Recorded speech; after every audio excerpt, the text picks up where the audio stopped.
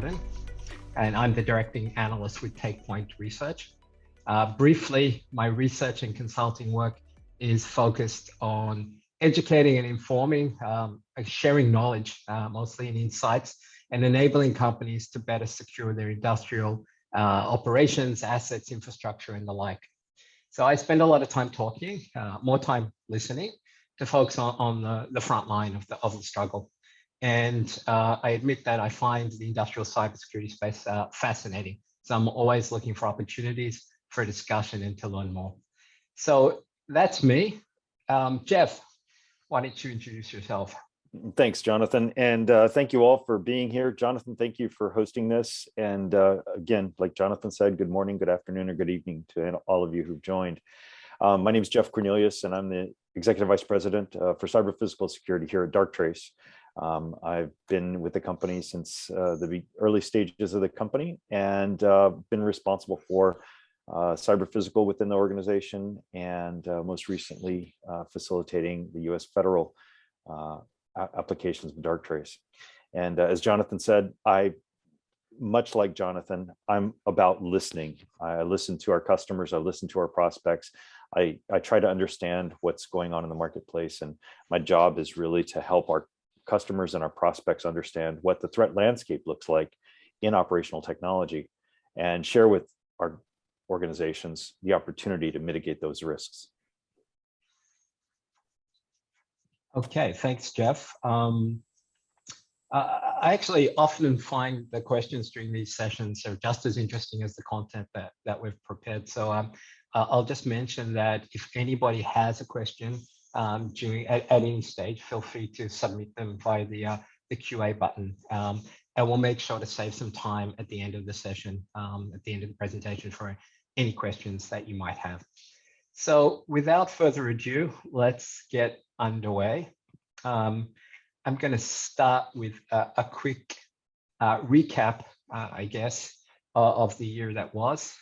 Actually started at 2021, but realized that we've already kicked off the year with a number of attacks as well. So 2021 was a big year for industrial cybersecurity, phenomenal, really.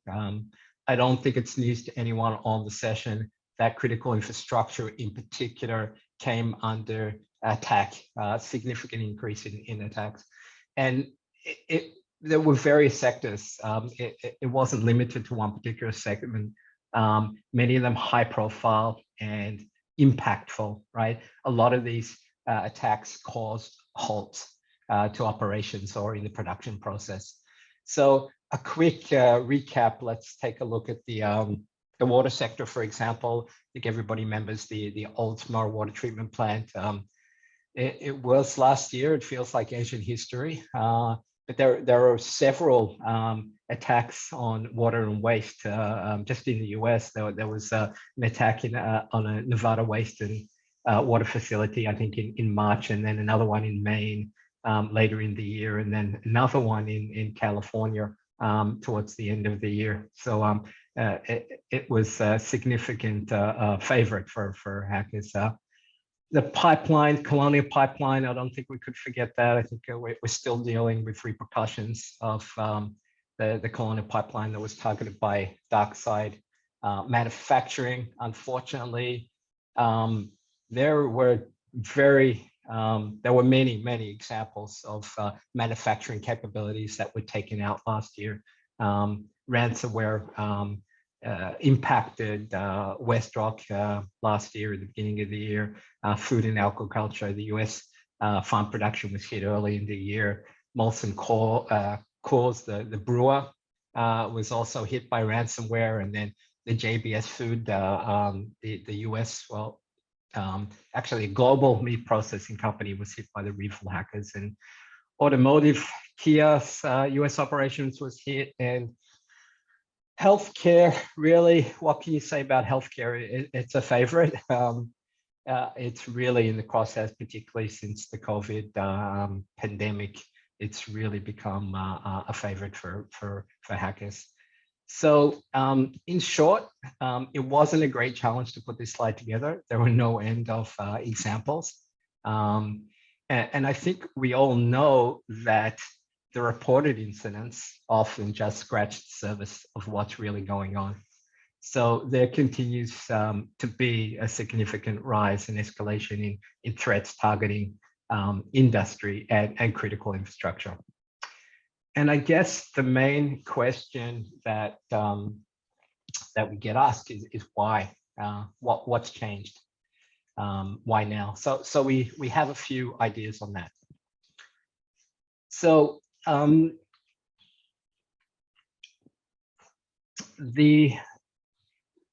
are a number of reasons, really. It's a combination of factors that have created this near perfect storm.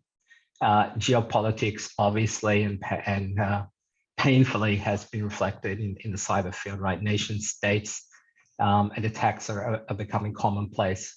And it's sort of now an acceptable political or tool of modern warfare. The US Cyber Command just a couple of weeks ago issued a warning against the Iranian APT group, the Mighty Water, which has direct ties allegedly to the Iranian Ministry of Intelligence and Security.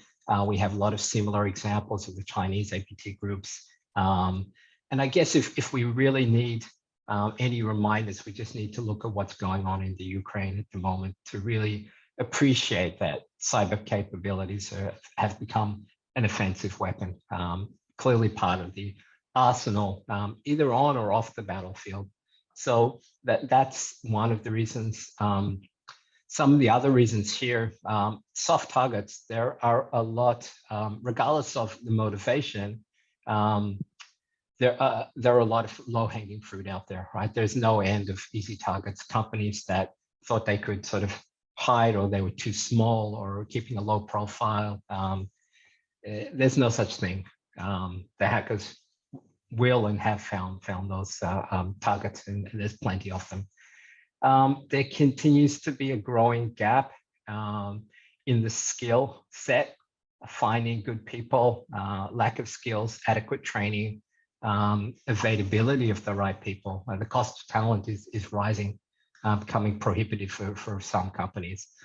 So we may need to look elsewhere for a solution. So we're going to talk a little bit more about automation and AI later, and that definitely has a role to play when looking at the skill gap. So we've also seen time and time again that threats don't have to specifically target the operational infrastructure or production networks to have an impact on production. So there's an indiscriminate nature around ransomware, for example, that we've already seen has a major impact on production. You don't have to, or hackers or malicious actors don't have to target your operational infrastructure to get to your crown jewels, right?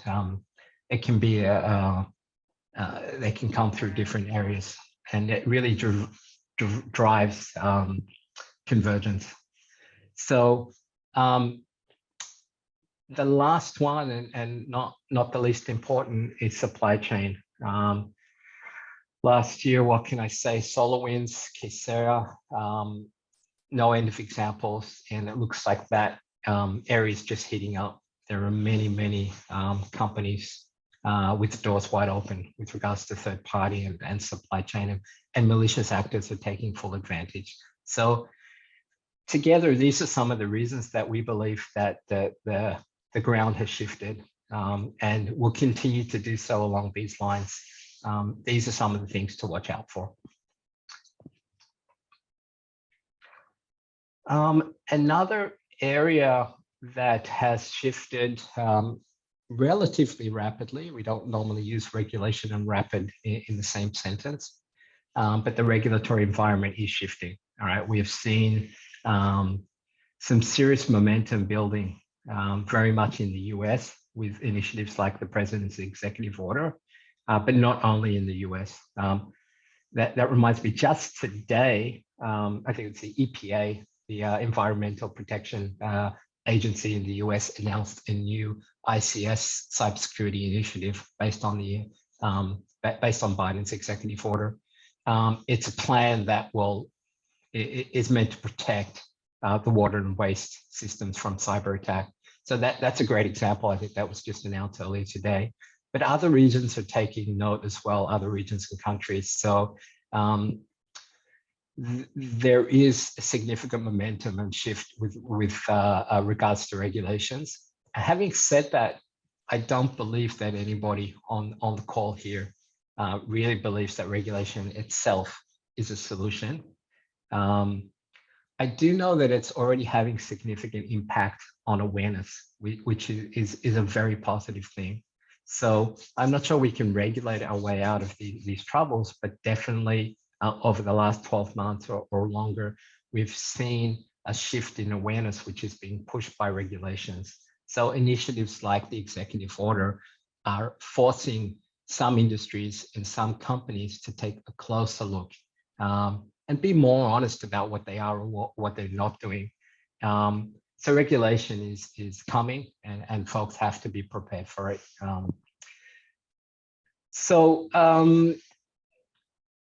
The last area that I just sort of want to wrap up a few major points before I hand over to Jeff to go a little bit deeper.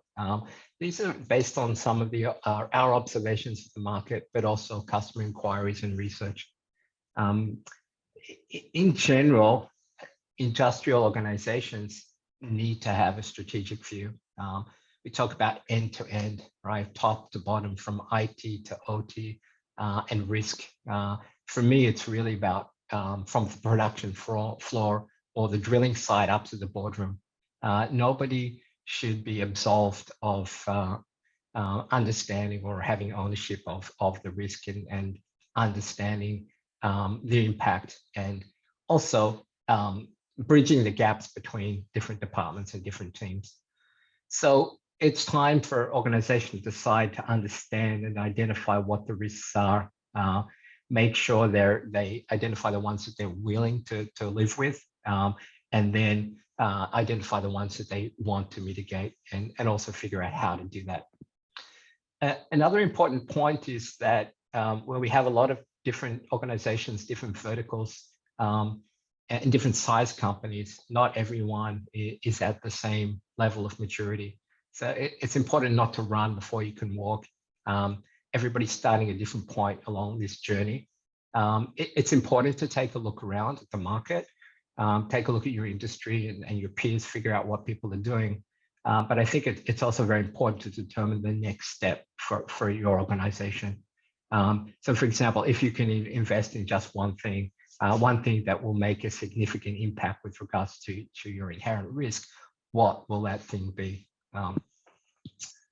There's also no question in my mind, it gets bandied around quite a bit, but as far as we're concerned, there's no question that the motivation and pace of IT and OT collaboration will continue to accelerate.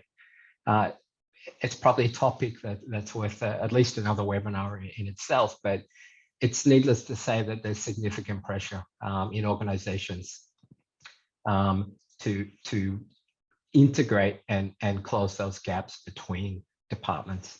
So the collaboration, getting the context, the OT context into IT, getting information to the software can actually be used to identify, respond, and mitigate. Also, visibility. I talk to a lot of people about different solutions, and visibility, asset discovery, behavioral analysis is great. Those things have now been around for a while, and these things are important. But the game is shifting, the game is changing as well. As the awareness grows, the maturity grows, the conversation often evolves beyond simple visibility,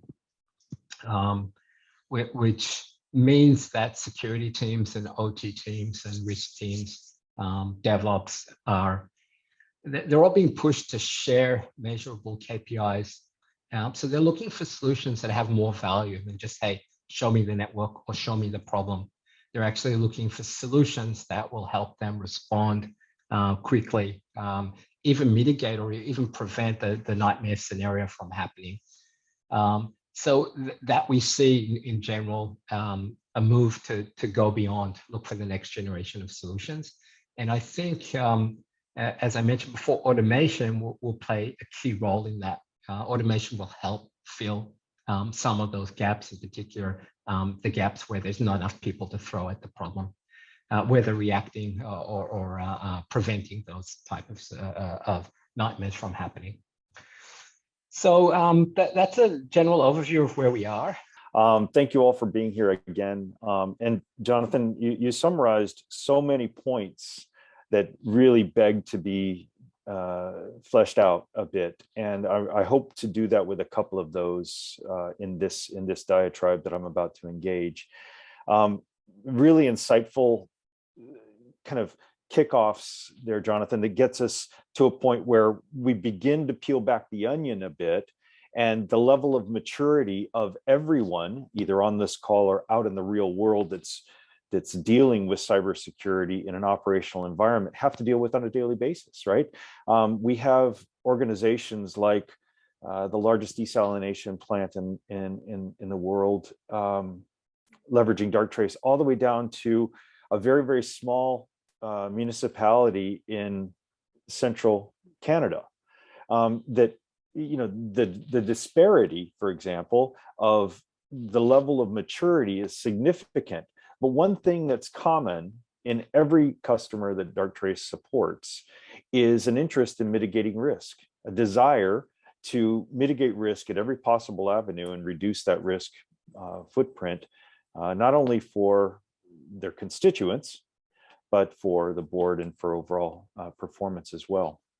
So one thing that I'd like to kind of walk through in the next 15 to 20 minutes with you is just a survey, if you will, or kind of a thought leadership perspective of what we're seeing in the marketplace. A little bit about Darktrace and how we do what we do, because it is fundamentally unique and different. But what's more important is the tee up for what we're seeing in the marketplace and kind of where cybersecurity and operational environments is going. Because the real challenge, we believe, is not just in figuring out how to block someone from coming in. That challenge is pretty well addressed by the rule and signature sets associated with firewalls or endpoint protection tools, EDRs, et cetera, et cetera. The real challenge is what happens when someone's inside? What happens when someone gets past those boundaries? And how do you deal with those types of situations? Well, that's hopefully what we'll talk about here. We'll talk a little bit about the evolving threat landscape, because I think it's absolutely critical for us to understand where we've come from and where we see things going. What kind of attack trends we're seeing in the ICS space. Talk a little bit about machine learning and artificial intelligence powered attacks, because we do see those increasing. We don't see them at the rate and pace that we kind of expected, but we definitely see them increasing. We'll talk a little bit about how Darktrace does what we do, and then share with you some case studies, because I think the case studies, and Jonathan and I talked about this a little bit last week, the case studies are very, very salient, right? We have, you know, all of this is all wonderful to talk about, but when you bring it down to this is how we do it in an airport, this is how we do it in a water treatment facility, this is how we do it in a manufacturing facility, those become very, very valuable points. So I want to talk just a little bit about, here's some topics that I want to kind of walk through as we go through the presentation here. Now, I recognize and appreciate that we have a global audience on this presentation, and I'm very, very thankful for that, by the way. But I want to bring this up, and I'm going to close out this presentation with another one. The United States federal government is very, very forward-leaning right now when it comes to risk mitigation across the industrial sectors.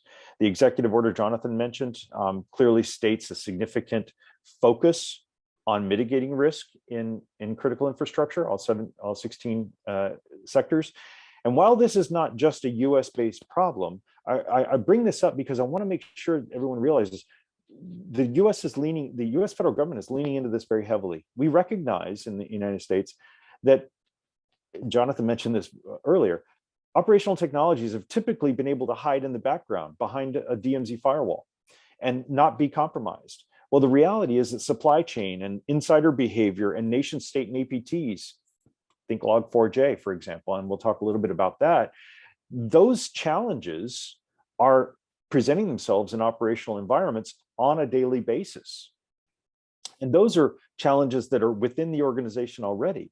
So I bring this up because it's very, very important to understand that while the US is very forward leaning on this, many other organizations and many other entities across the world have not really pushed on this yet. And I think that's an important perspective for all of us to think about. When you talk about securing industrial control systems and operational technologies, we all know many of the problems. We all know what the challenges are, and you probably know them much better than I. But I want to put some kind of focus on some of the challenges that we see and our customers see on a daily basis. There's, Jonathan mentioned it, there's been a massive resurgence in ransomware. Ransomware has been hitting OT organizations, OT systems within organizations at a rate and pace we've not seen in the past few years. We've got a slide coming up in, it's the next slide actually, that talks kind of about the genesis of threat within OT and where we are today. And then obviously Jonathan's slide about the last year and a half or so is most impactful for the most recent compromises. Then take what happened 2 years ago with our pivot away from a physical environment that we had to go to work, to everyone working from home, and the disconnect that we had to enable for operational technology managers and operators to engage their physical environments from their homes. Think about those kinds of things. These are all real problems that we had to deal with 2 years ago, and that we've had to deal with ever since. Many attackers that we know in the marketplace are very slow and quiet. They infiltrate an environment, they sit, watch, wait, blend into the environment such that traditional technologies are just simply not able to catch them. Nation states operate in this way, obviously. Advanced persistent threats and the fact of 0 days, right? So the Log4js, the SolarWinds challenges, these are all issues that we recognize in securing OT environments, IoT and IIoT environments. We recognize that all of these things kind of come to a head, typically on the OT security engineer's desk. And that's the real challenge, right? Because now we talk also about the limited number the limited opportunities for us to bring in skilled workforce that have cybersecurity as the background, right? So most operational technologists have keeping the plant going as their number one remit, not securing the plant, because security has always been done by obscurity in the operational space. We recognize that that's no longer the case, and so that security engineer or that operational engineer now has to wear a security hat as well. All of this comes down to a significant challenge of assets and certainly the workforce, right? So one of the challenges that we see is a reduced workforce or a limited workforce, especially around security. Then obviously the convergence of all of the IT and OT, and I really don't like to use the term converged systems, but the reality is that OT systems are IT systems in a very, very secured environment, ideally. Someone brought up a question about were the compromises Jonathan mentioned it all in air-gapped environments, and some were, some weren't.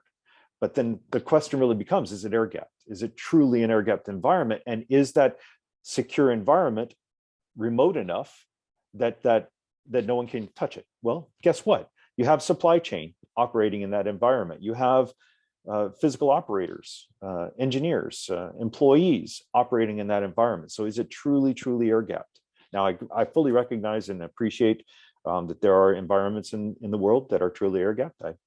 I've been witness to a few, but I think that the question oftentimes needs to be brought up when you're evaluating your risk in an operational environment and you believe you have an air-gapped environment. Is it truly air-gapped? That's something that I think we need to address as well. Jonathan put up a slide in his introduction, really everything to the right on this slide, everything that happened kind of after 2020. So we'll not talk about the most recent, as Jonathan's already covered, but let's kind of talk about the evolution of ICS attacks and where they've come from. This is not by any means exhaustive, and it's not designed to be the de facto of cybersecurity threats within OT, but it is a good summary of the types of threats that we've seen, everything from obviously a significant ICS breach with Stuxnet, all the way up through ECANs. And a really heavy emphasis a little bit later on in another slide on Triton and what Triton might look like if it were automated, if it were AI augmented.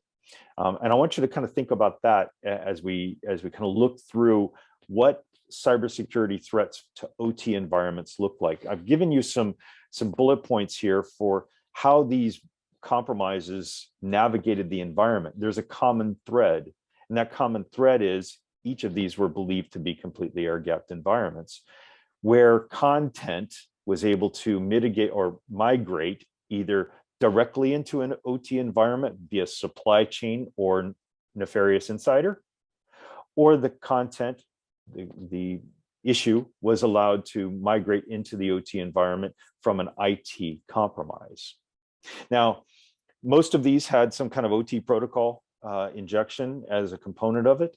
But many of the challenges, some of the challenges certainly that Jonathan mentioned, like the Colonial Pipeline breach, had absolutely zero OT componentry to it. And it wasn't an OT compromise, it was an IT compromise, but OT was shut down out of an abundance of caution in the breach. And that obviously, that presents a significant challenge as well, right? Organizations taking OT systems offline in an abundance of safety and security because they just simply don't know. They don't have the visibility, to Jonathan's point about gaining visibility. And Jonathan, I'm going to ask again or remind again, please keep me on time. I've got the clock here going, but I want to make sure that we don't run over. So please make sure we keep time for questions and answers. Okay, thanks. Sure. So let's talk about what we kind of see as the trends in cybersecurity and cyber attacks in operational environments. Well, we've seen from Darktrace's perspective in our customer base and in our prospects base, an increase in highly automated attacks. Commodity malware, typically from OT targeting, all the way through to indiscriminate attacks where script kiddies throw content out to random IPs and see what sticks. But these attacks are becoming more and more automated. So one of the challenges is that in the past, we were able to mitigate risk to OT systems because it took a very skilled actor to create the code to launch into an OT environment and avoid detection. Today, threat actors are not doing that. They're throwing all kinds of code at random events to see what sticks. And that's a significant challenge because now that's opened up the field of threat actors to many, many more than were capable of gaining access to operational environments in the past. The challenge with command and control is that it's very easy to blend in the world today. Cybersecurity from a traditional perspective looks at rules and signatures, looks for behaviors that are common or normal in environments, and then identifies those in a detection perspective that typically is reliant upon some knowledge of the way that a threat actor behaves. Well, the way that automation around command and control operates now is that can be completely obfuscated from traditional security methodologies, the rule and signature sets, the known the threat intelligence or Stix taxi based content, and whitelisting and blacklisting. All of these things take humans to create. Well, the threat actors are operating at rate and pace that humans can't keep up. One of my favorite sayings that one of our founders uses, it's like taking a knife to a gunfight. You just simply don't do it. You can't take a human to a machine fight anymore. Humans can't simply keep up. And then throw on top of that the fact that state-sponsored actors are leveraging zero-day exploits at a rate and pace that we've never seen before.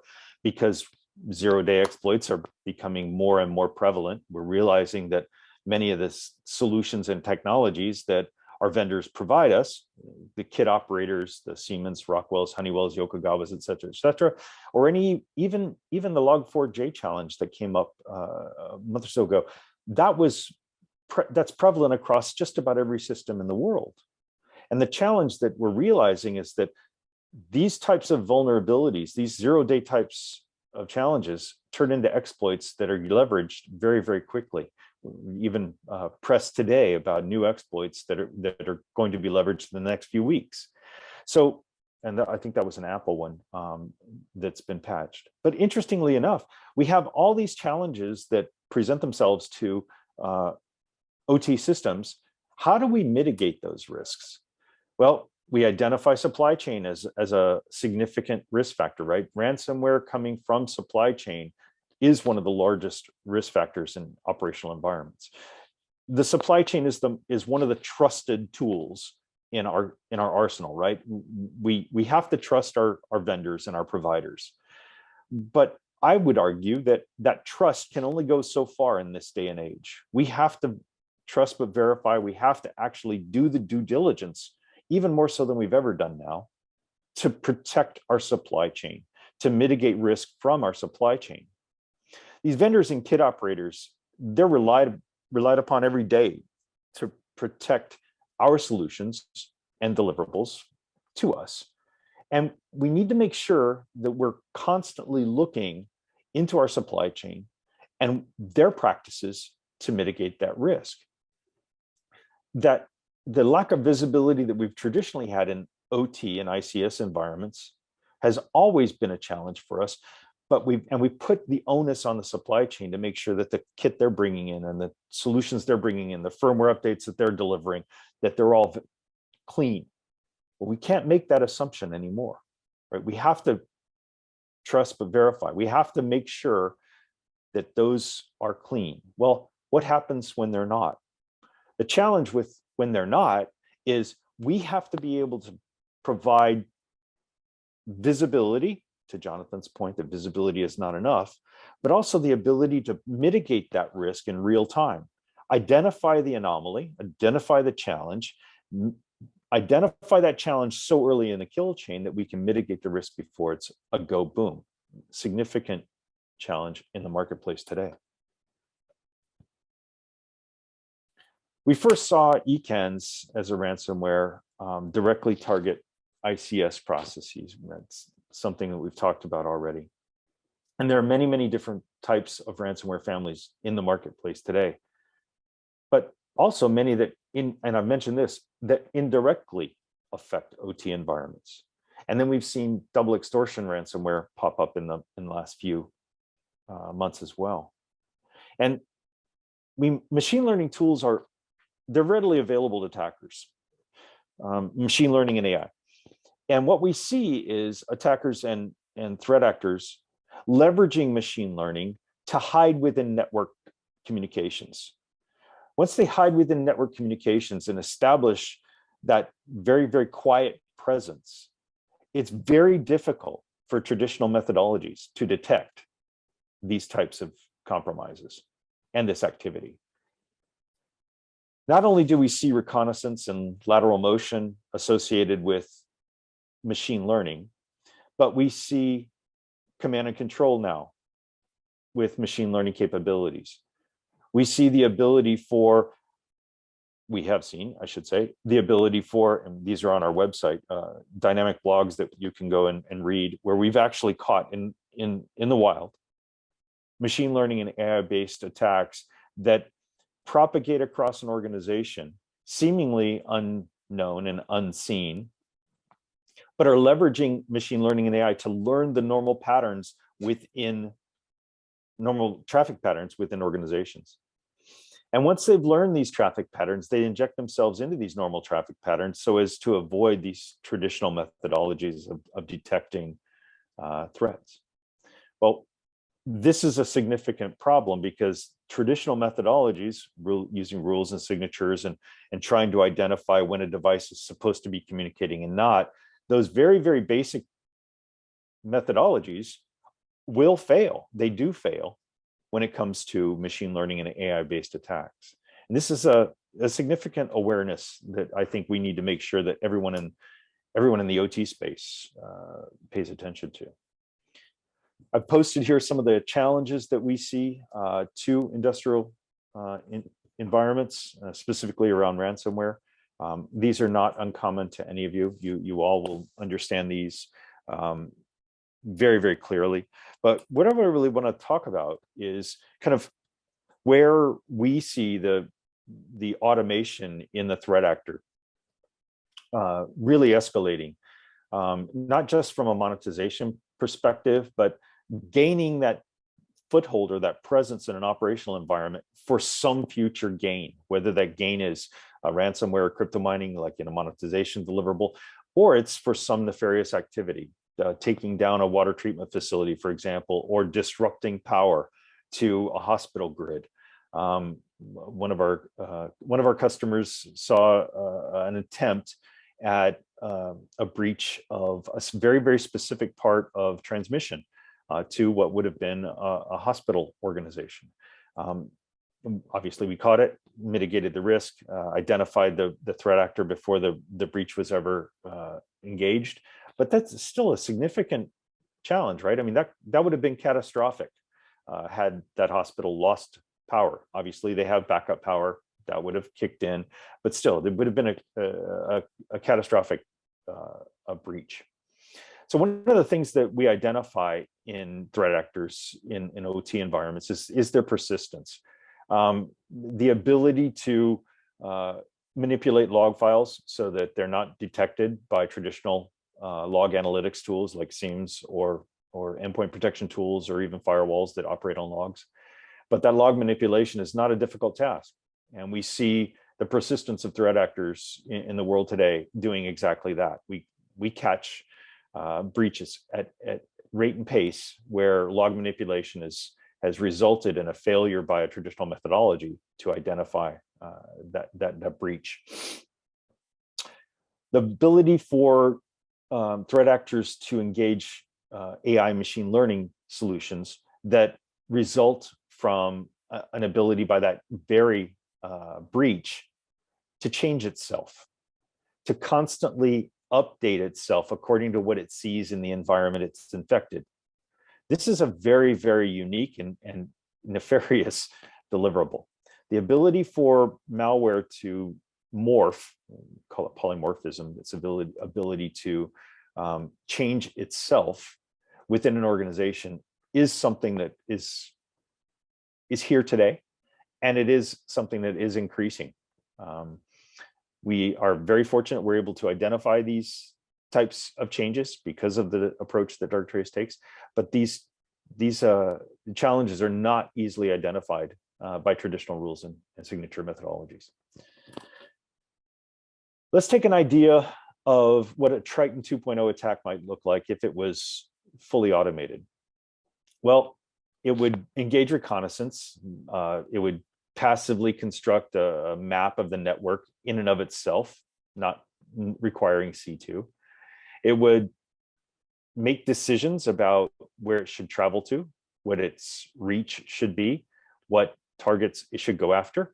It would make those decisions. And it would all autonomously avoid any rule or signature-based deliverable because it's constantly evolving as it changes. This is what artificial intelligence and machine learning do. They have the ability to evolve in real time.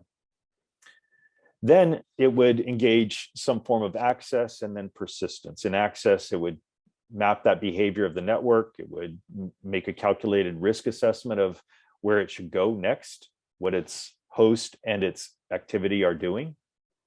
And then it would simply slip back into reconnaissance and watch. And then at some point during persistence, it would reprogram and update the events in the environment at its own rate and pace so as not to be detected. It would watch when reprograms are issued to PLCs, and it would engage reprograms at about the same time so as to try to avoid advanced technologies. These are all not too far from reality.